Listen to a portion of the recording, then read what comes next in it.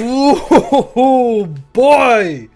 We are here, guys. We are in round 2 of the WBE Season 3 playoffs after a dominant victory in round 1. Hopefully, we can continue that run into round number 2 here because we have one hell of an opponent. We are taking on MB, coach of the San Diego Chim Chargers, who we did play earlier in the season. But the thing about that match was that I really want to chalk up our loss mainly due to hacks. Like, we got really unlucky in that game, so hopefully we can turn things around here where it actually matters and we can hopefully get another victory here. So if you guys are excited for this, hit that thumbs up button down below. I'm not sure if I will have time to do graphics for this or not. It all really depends. I have a very busy Sunday, so we are playing on Sunday, and just it all really depends. So yeah, apologize if no graphics. If there is graphics, awesome.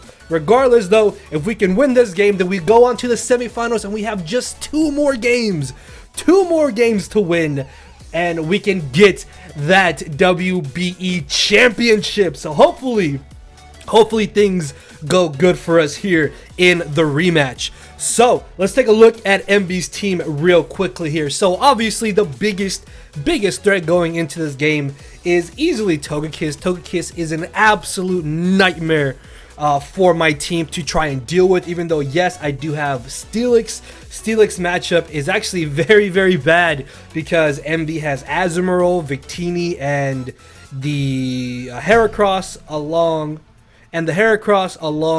with Doug Trio, which all just wreck Steelix, so I can honestly not bring it to this game. Its matchup is just very bad. Azumarill was a giant nuisance game 1. I would have been able to knock off its leftovers if my Kommo-o had not got fully paralyzed. Then I wouldn't have felt the need to go for Psyshock with my Reuniclus, and I could have gone straight for the knockoff like I originally wanted to. So hopefully Azumarill will not be as big of a problem. Mega Sceptile is slightly annoying just because it does outspeed my Mega Lopunny. However though, Fake Out plus Quick Attack does do a really good chunk of damage to it, so hopefully we can weaken it a little bit. Heracross I don't think comes this time around, mainly because it just did not do a lot in game number 1. I'm not sure if he wants to bring Ditto again. I don't feel like Ditto did anything in game number 1, although I guess it does kind of stop some of my setup. It's just that outside of maybe revenge killing a mon or two, it's kind of dead weight, so I fully expect him to potentially bring the Victini, Drapion, or the Doug Trio. At least 2 of those 3 would make a lot of sense to come to this game. Also, Rotom was something he brought game 1, which really didn't do much. All it did was prevent Stealth Rock, so I don't know if he would want to bring Rotom again, so part of me really doesn't expect it. And then yeah, I think that's the entirety of his team basically. So I fully expect the double fairies in Togekiss and Azumarill. I expect the Mega Sceptile, so those 3 100% are coming. I'm very positive about it. Then the last 3 can honestly be a combination of anything that he sees fit. So on my end though, I'm bringing kind of a similar team to what I brought in game number 1, with some sets kind of changed up a little bit. And I want to give a huge thanks to my front office homies that have helped me out through this season. We have Marin Varin, Shuckle King 87, Harris is awesome, TTM Jolt, and Zazo did help me, but he had a lot of stuff going on, so he wasn't able to help me for this matchup, but he did help me earlier in the season. So really huge thanks to those guys. If this is our final game this season, I love y'all. Thank you so much for helping me. But if we can win this week, then hey, y'all still gotta pull double duty, so hopefully we can get a victory here. So let's jump into our first team member here. So Pokemon number 1 that we are bringing is obviously going to be Mega Lopunny. Mega Lopunny, if you look at MB's team, hold on, this is not updated. Okay, so sorry. If you look at MB's team, this Mega Lopunny can honestly just pretty much murder everything that he has on his squad. Like, between double priority and dual stab, there is really nothing that MB wants to try and switch into my Lopunny. So the idea behind this team is to hopefully normal spam. So Mega Lopunny is one part of our normal spam core, so if he does bring the Rotom or the Registeel, it's going to be very huge for me to try and get rid of those. However though, both of those get beat by my Mega Lopunny. So if I can get rid of Registeel and or Rotom, which I don't know if he brings both, I definitely expect one or the other potentially. Then again, Registeel's matchup is very, very bad in this game, honestly. Like, we have double fighting, we have Steelix, which I know I said Steelix's matchup is really bad, but still. And then it's set up fodder for Manaphy potentially. Moltres also just murders it.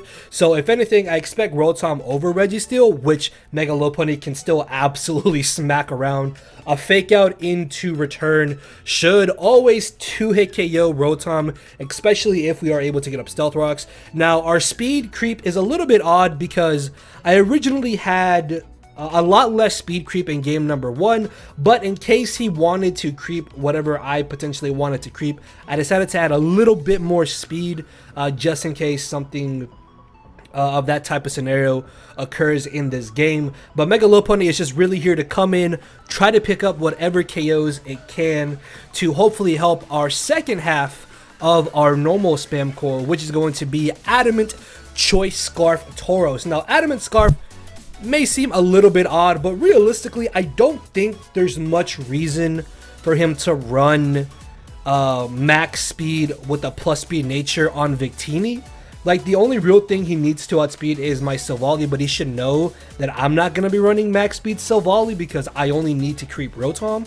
So I'm hoping that with us just being Adamant max attack here, that we are able to do enough damage with that boost from our physical attack, and we are still able to outspeed the entirety of his team. So the game plan is to hopefully weaken everything early on along with Mega Lopunny, and then late game, in comes Tauros. I can hopefully just spam Body Slam or spam Double Edge and just try to pick everything off. So again, that is our game plan going into this match. Is normal spam is actually really good against MB. So once we get rid of potentially Rotom and or Registeel, in comes Tauros, and I basically murder everything. Adamant Tauros can pretty much 2-hit KO or OHKO the entirety of his team after some chip, which is absolutely amazing. So Tauros is definitely our main win condition in this game. Something that could be a little bit annoying from MB's side is potential status spam,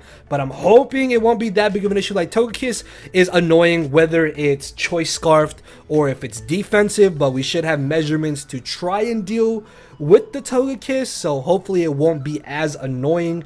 And then this time around, I can actually get rid of Azumarill's leftovers or just do more damage to it than I was able to do to it in game number 1.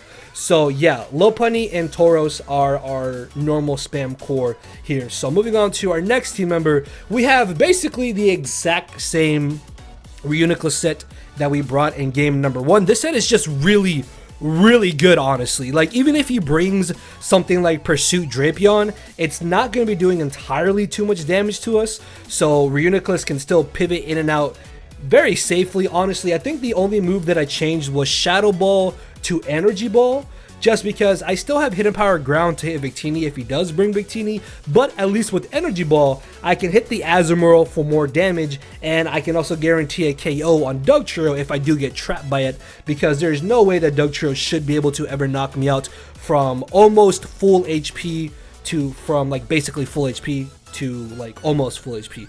So with Regenerator, we're able to always gain back some type of some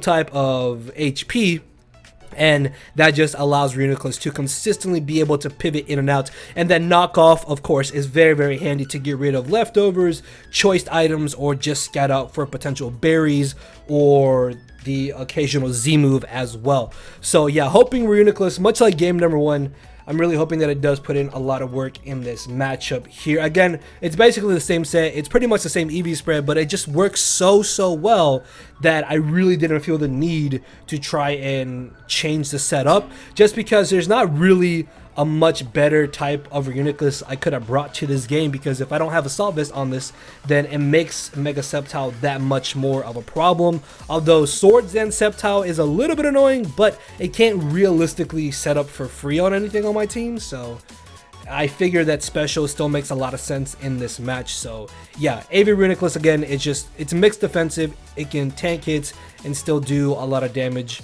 or just be a giant nuisance regardless. So moving on to our next team member, we have Kommo-o here. Now in game number 1, I brought a mixed offensive Z Kommo-o, but this time around, because I expect him to try to bring Drapion and or Victini, Kommo-o I figured could be a bit more of a defensive set, because this can easily pivot into both of those. Payapa Berry is really huge because I definitely expect him to have a type of psychic move on Victini. Like Glaciate and Dazzling Gleam also do kind of have merits, but the thing about it is that I don't think he would be running Psychic plus Dazzling Gleam or Psychic plus Glaciate, just because Psychic is already so spammable against my team, and V-Crate already does a good amount of damage to the Alolan Muck. So I figured that I could have a very mixed defensive Kommo-o to hopefully try and lure in the Victini, and then that way I can try and beat it 1v1, or I can beat the Drapion 1v1.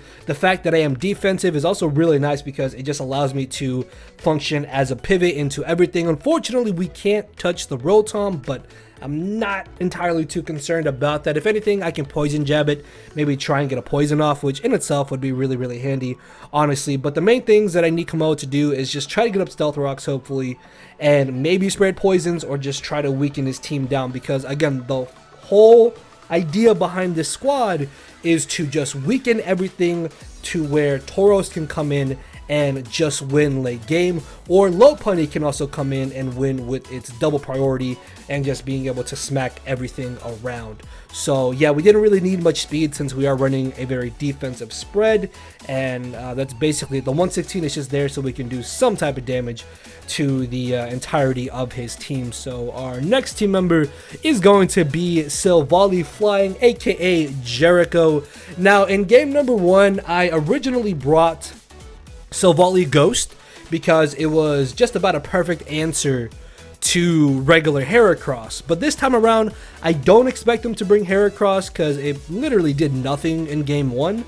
So I figured that by having Silvally Flying, in case he brings Dugtrio for some reason, and it could be like Choice Banded potentially, or I can switch it in and waste its Groundium Z, then Silvally Flying makes a lot of sense as well. There is a chance that maybe he would bring T-Spikes on Drapion, but I really don't expect that whatsoever, to be honest.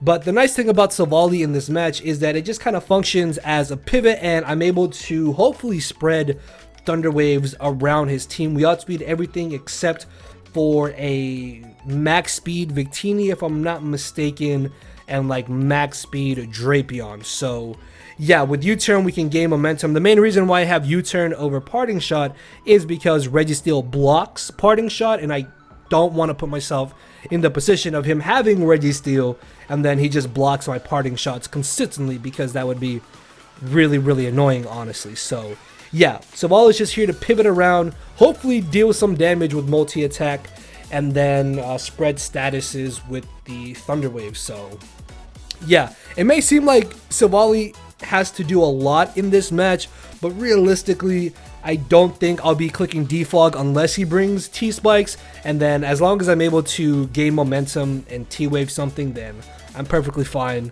with bringing this type of Silvally to this game. So our final team member is going to be Okada, aka Manaphy. Now in game number 1, I originally brought Choice Scarf Manaphy just because it looked so good on paper, and in practice in the actual match itself it really did put in a lot of work, and it might have been able to win us the game, but it came down to a pretty big 50-50. And besides that, Scarf Manaphy put in a lot of work. So this time around, because we already have a Scarfer in Tauros, I figured that I could try to use Manaphy as a means of trying to break through something like his defensive core, Registeel, Togekiss, potentially Azumarill, maybe like a defensive Drapion even.